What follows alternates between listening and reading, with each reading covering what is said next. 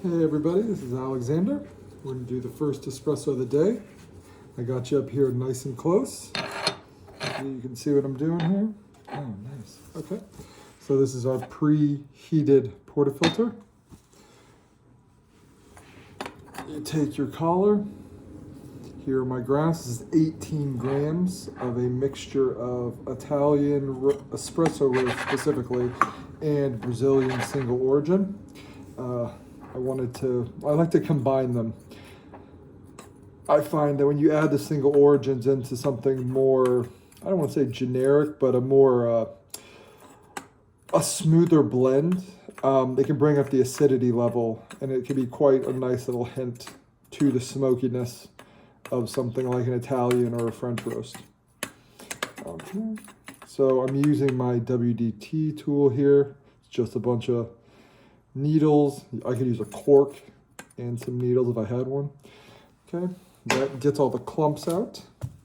I'm going to give it a tap and a tap down, and then one more. And that's just to get it to below the lip, really, of the portafilter. Okay, now that we have that, we're going to take our distribution tool, which has these little things on it. Press it down, and we're going to spin it. I'm not pressing it all here. This distribution tool has a lot of weight to it, so it does all the work for me. I don't have to press down. And then the convenient thing is the other side of this is a tamp.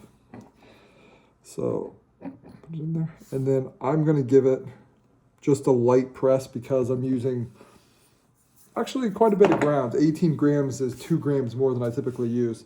And it is ground a millimeter finer on my Kinu. It's at 1 clockwise rotation instead of 1.1. I'm seeing what difference that makes. So it's a finer grind and a larger volume.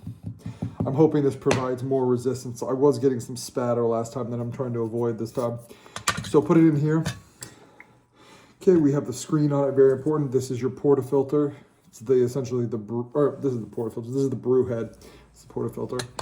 I put it on there, and these are preheated to where they are very hot. That's been sitting, and both those were sitting in boiling water for 10 minutes. And then I'm gonna fill it up. The brew head, that is, up to the line. And then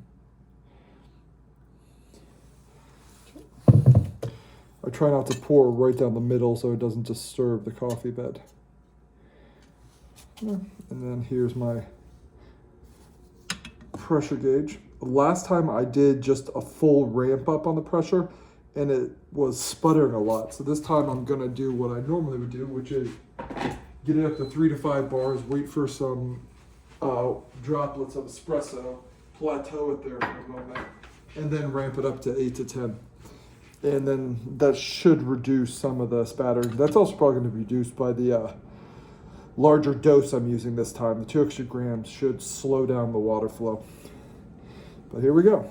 Press down the handle. Start out the shot. Gentle. Get some drops. And then press. And right now we are at 9 bars. I'm going to hold it here.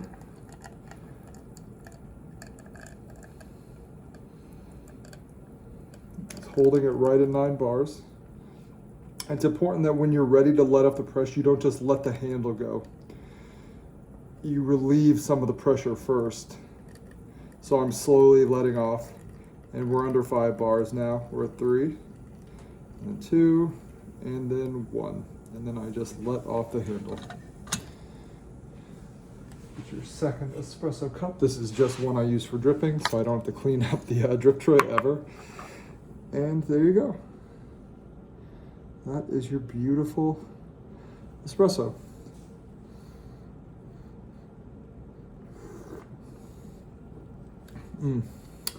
That single origin Brazilian adds a tanginess to that is not there in the Italian roast normally. That is quite nice. It brightens it up a lot. It's not just smoky and like sweet. It's almost as if you added like a drop of lemon juice. But okay, there's your first espresso of the day. If you guys are looking for coffee, please do check out the roastybean.com. We give $1 out of every bag to Meals on Wheels. And it is the freshest coffee you'll drink. We roast it the same day we ship it. Check out the roastybean.com, like and subscribe, all that good stuff, and I'll see you tomorrow, guys. Bye-bye.